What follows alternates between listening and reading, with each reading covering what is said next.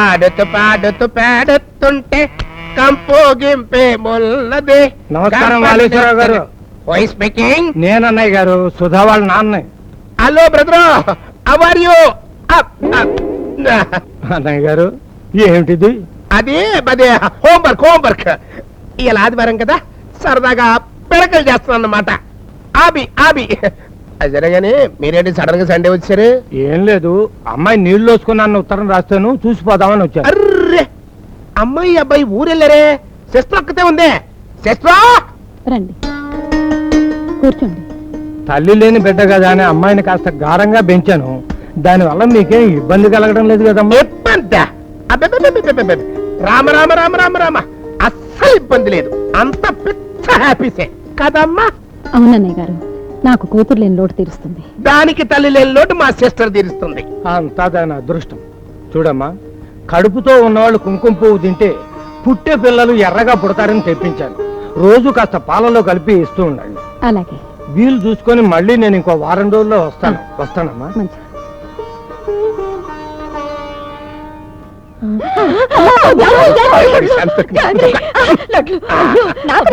Sister, నువ్వు కూడా తినమ్మా, నోరు సవి చచ్చిపోయి ఉంటుంది. నాకు కావాల్సింది ఇది కాదు, గన్నేరు పప్పు. మురారి, అమ్మా వెళ్ళి కాస్త గన్నేరు పప్పు పొడి చేసి తీసురా. గన్నేరు పప్ప? అది తింటే చచ్చిపోతారమ్మా. అది నీకెందుకు? నాకు కాదు, కడుపుతో ఉన్న దానికి, దాని కడుపులో ఉన్న వాడికి. పుట్టింటి వారి కుంకుమ పువ్వులో అత్తింటి వారి గన్నేరు పప్పు కలుపుతాను. కూతురు లాంటి కోడలు పసుపు కుంకుమతో వెళ్ళిపోతుంది.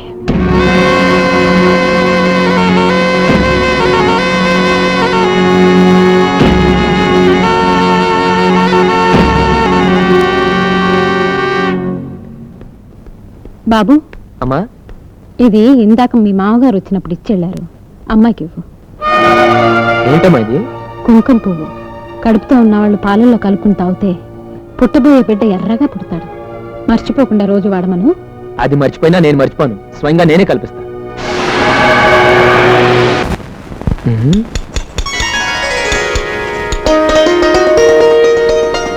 అయ్య బాబు, ఏంటంటే అలా చూసేస్తున్నారు?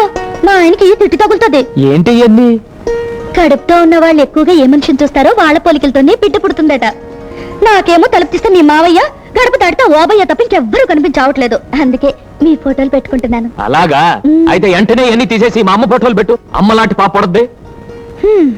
నాకు బాబే కావాలి. ఏం లేదు, నువ్వు పాపనే కనాలి. నేను బాబునే కంటాను. కుదరదని చెప్పానా? అయినా ఆడపిల్ల నట్టింటూ తిరుగుతుంటే ఎంత అందంగా ఉంటుంది, అర్థం చేసుకో. ఏంటది పాలల్లో కలుపుతున్నారు? విషం. నువ్వు నా మాట అంటూ లేదు కదా కలిపిద్దామని. నేను చచ్చిపోవాలని మీరు నిజంగా కోరుకునే విషయం కల్పిస్తే నేను హాయిగా తాగుతాను. మీ చేతుల మీదుగా ముత్తైదులా చావడం కన్నా నాకు ఇంకేం కావాలండి? నోరు మొత్తావా? చచ్చిపోద్ది. అది కుంకుంపు మీ నాన్న చెల్లాడట.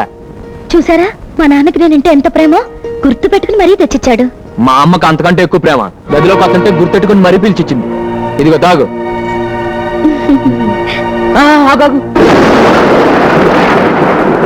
కలిపింది సరిపోదేమో, ఇంకొంచెం కలుపుతాను, ఉండు. అయ్యో చాలండి, మొత్తం అంతా ఒకరోజే తాగేస్తా. రేపటి నుంచి ఏం తాగాలి? రేపటి నుంచి కావాలంటే ఇంకో 100 డబ్బాలు తప్పితాను, ముందు తాగు.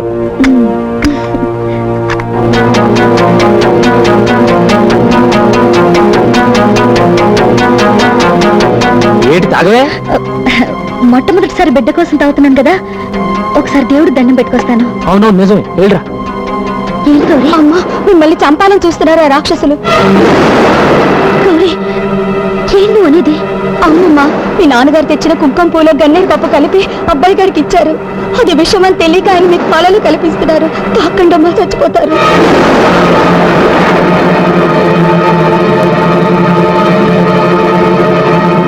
త్వరగా రావే, పాలు చల్లారిపోతాయి. ఏంటి పూజ బాజ్?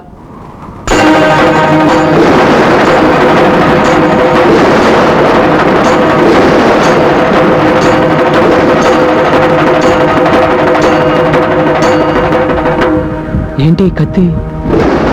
ఇది తీసుకుని మీ చేతులతో నన్ను నరికేయండి. ఏంటి నీకు పిచ్చి పెట్టిందా ఏంటి? నేను నిన్ను చంపేంటి? ఎవరు పెట్టిన విషయం ఇచ్చి చంపే కన్నా మీ చేతులతోనే చంపేయండి, హాయిగా చచ్చిపోతాను. విషమేంటి? ఓ ఇందాక సరదాగా నేను విషయం అంటే నిజం అనుకున్నావా? ఓసి పిచ్చిదానా? మీరు సరదాగా అన్నది నిజం. ఆ కుంకుమ పూలో విషం ఉంది. దాంట్లో విషం ఉందా? అది తెచ్చింది మీ నాన్నే?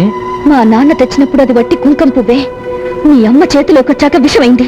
ఆవిడ దానిలో విషం కలిపింది.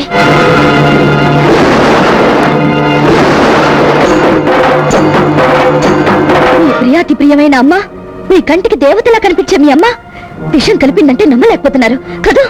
మీరనుకున్నట్టు మీ అమ్మ నాగదేవత కాదండి, నాగపాము. తన పిల్లలు తనే చంపుకు తినే విష పురుగు.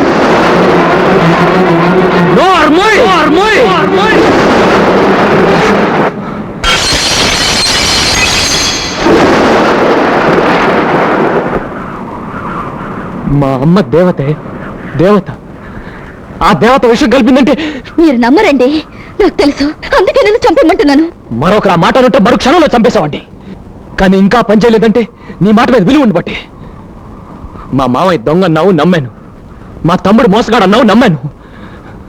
కానీ మా అమ్మ హంతకురాలంటే నమ్ముతాననుకున్నావా?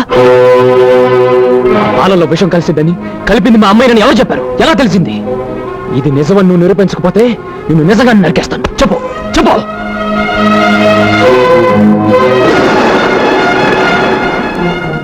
నిజంగా ఈ పాలల్లో విషం ఉందండి.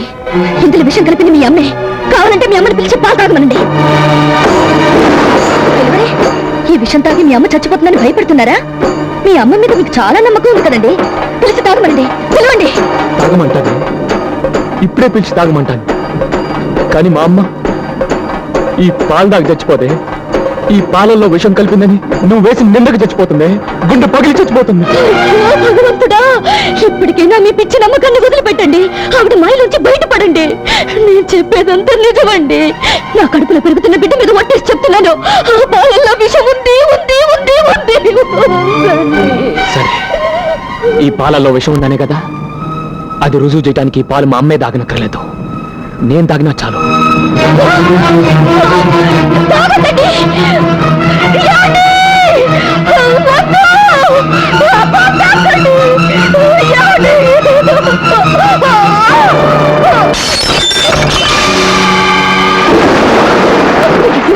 పాపిష్టదాన్ని, మీరింత పని చేస్తారని ఊహించుంటే పాలనే తాగేదాన్ని. ఏమండి, రండి డాక్టర్ దగ్గరికి వెళ్దాం. అక్కర్లేదు, నేను తాగింది విషం కాదు, పాలు. అయ్యో, నేను మీకు ఎలా చెప్పను? గౌరీ! వస్తున్నారా? గౌరీ! గౌరీ! ఉంది రాక్షసి, నా బొట్టు చెరిగిపోతుంది, నా మంగళం తెగిపోతుంది. ఆయన చావు బతుకులో ఉన్నారు. వచ్చి చెప్పవే, ఆ పాలల్లో విషయం ఉందని డాక్టర్ దగ్గరికి వెళ్ళాలని చెప్పవే. నోరు తెరిచి చెప్పు. అమ్మా మహాతల్లి, ఓడిపోయినమ్మా. నీ ముందు తలెత్తుకోలేని విధంగా ఓడిపోయిన ఒప్పుకుంటున్నాను. నా భర్త నాకు దక్కించు. ఆయన ఎలాగైనా డాక్టర్ దగ్గరికి పంపించు.